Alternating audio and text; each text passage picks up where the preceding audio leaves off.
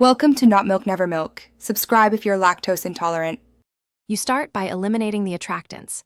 Empty and deep clean the feeder now, using a 1-10 bleach or vinegar rinse, then rinse until spotless. Once cleaned, prepare fresh nectar at a 4:1 water to sugar ratio and let it cool before pouring.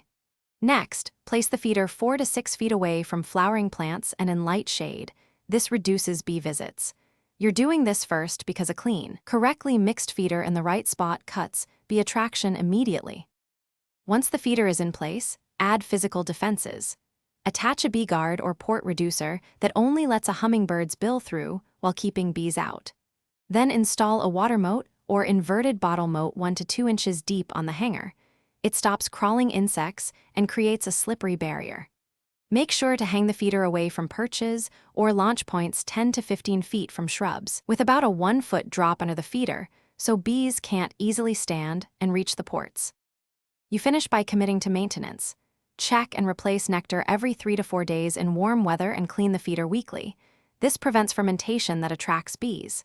If bees persist, slightly reduce sugar concentration and avoid yellow. Keep only the red parts visible to hummingbirds. If that still fails, swap to a bee-proof feeder design with deep recessed ports. This is a proven solution. And one troubleshooting tip: if bees keep returning, temporarily move the feeder farther from. Thanks for watching. If this was helpful, leave a like and consider subscribing. See you next time.